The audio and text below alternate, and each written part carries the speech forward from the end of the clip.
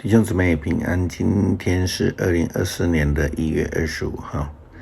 今天的经文是诗篇111篇，申命记第3章23节到29节，罗马书第9章6到18节。今天要跟大家分享的主题是应许的选民。有人抱怨说上帝不公平，为什么要选以色列人当选民？然后他们说，你看中东一天到晚都有战乱，以色列人真是麻烦，上帝为什么要挑选他们？这大概是所谓的反犹太主义者，甚至一般非犹太人的说法。又听说有人这样讲，我才不要做亚伯拉罕的后裔呢，我又不是犹太人。这样的说法是根据加拉太书第3章26节到29节。你们大家都借着信跟基督耶稣合而为一，成为上帝的儿女。你们受洗跟基督合而为一，正像穿上基督有他的生命，不分犹太人或外邦人，奴隶或自由人，男人或女人，在基督耶稣的生命里，你们都成为一体了。如果你们是属基督的，你们就是亚伯拉罕的后代，会承受上帝给亚伯拉罕的应许。我们都知道，除了被领养或是有人那种喜欢去找名人认为干爹干妈之外，不可能无缘无故就成了某人的后代，特别是没有血缘。然而保罗写给加拉太地区基督徒的书信所表达的是，因着信我们都属基督，也因为同属一个救恩而成为亚伯拉罕一样，得到上帝救恩的应许，重点在应许啦。所以那成为应许而受拣选的人，就与亚伯拉罕同属一个救恩的家。相信并且遵守上帝诫命的，就必得到应许；违背了上帝的旨意，就失去了应许，失去了机会。上帝忠心的仆人摩西，他40年跟随上帝的旨意，但却在最后的关头上，因为对上帝发脾气而无法进入应许之地。上帝让他上了比斯加山顶，就如同耶稣对那一位来问他天国的事情的人说，你离天国近了。申命记第3章23节到29节的记载，标题是写摩西不得进入迦南。那时我祈求上主，至高的上主啊，我知道你向我显示的不过是你伟大奇妙作为的开始。天地间没有其他神能够做你所做的大事。上主啊，求你准我过约旦河，去看看那边肥沃的土地，壮丽的山区和黎巴嫩山。但是由于你们的缘故，上主向我发怒，不听我的祈求。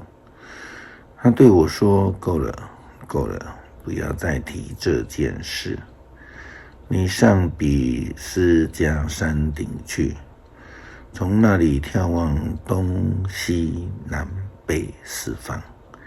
你要仔细观望，因为你不能渡过的约旦河。你要知道，约书亚坚定他的心志，使他勇敢，因为他将率领人民渡河，占领你所看到的土地。于是我们留在伯比尔对面的山谷。基督徒就是要去追求上帝的应许，领受上帝的恩典，成为跟亚伯拉罕一样的蒙恩得福受呼召这样的人。保罗写给罗马教会的书信，罗马书第9章第6节到18节。我并不是说上帝的应许已经落空，因为以色列不都是上帝的选民，亚伯拉罕的子孙也不都是他的真儿女。上帝曾对亚伯拉罕说，唯有从以撒生的才算是你的子孙。这就是说，从自然的生育过程所生的，并非就是上帝的儿女，唯有从上帝的应许所生的，才算是上帝的儿女。因为上帝的应许是这样说的，在时机成熟的时候，我要回来，撒拉要生一个儿子。不但这样，利百加的2个儿子都是从一个父亲，就是我们的祖先以撒生的。然而，为了表示他确实根据自己的旨意拣选了其中一个儿子，上帝对利百加说，那大儿子要服侍小儿子。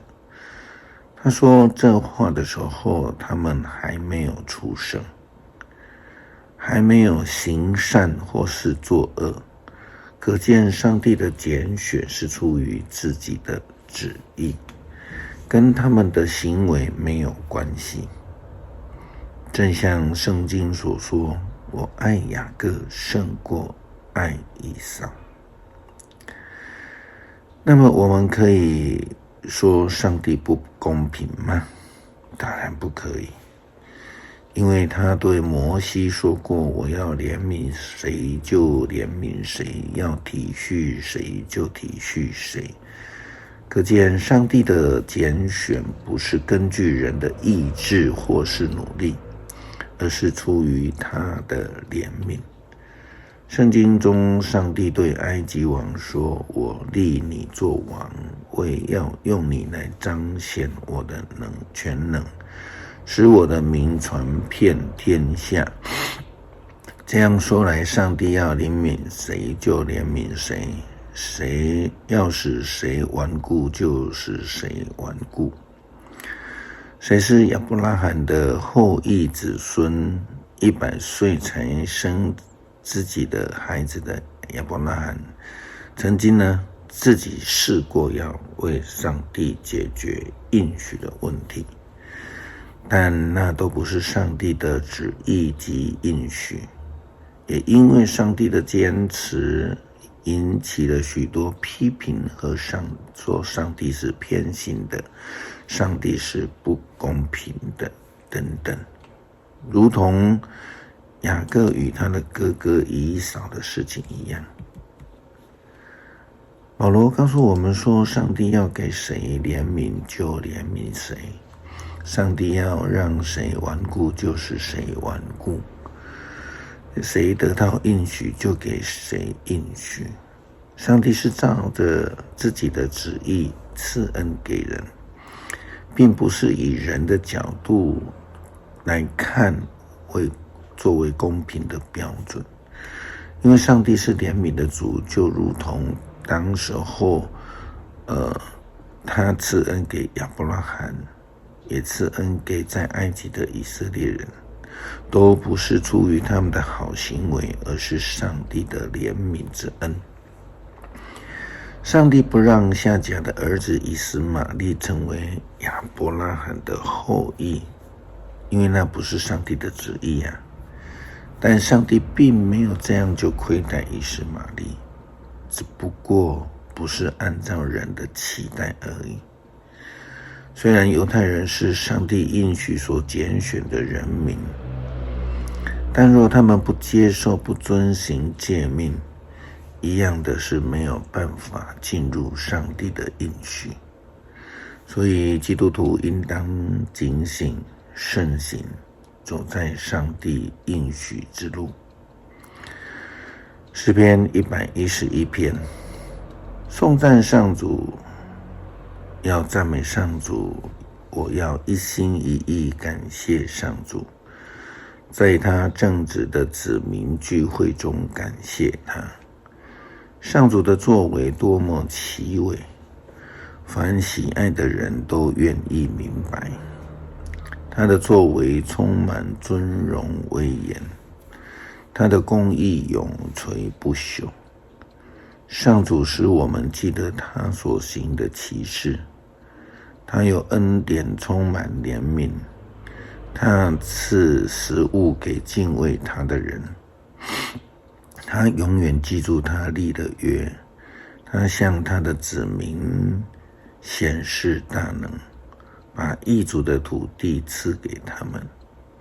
他一切的作为都信实公正，他的诫命确实可靠，他的命令永远有效，按照信实与公义奠立。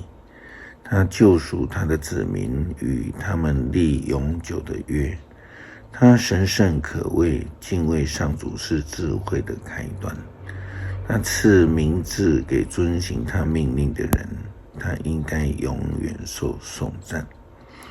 感谢上帝，让我们得领受你的救恩，领受你的应许，受你呼召成为蒙恩之子，不再为奴，成为儿女。领受应许的恩典，感谢祷告，奉主耶稣基督圣名求，阿们。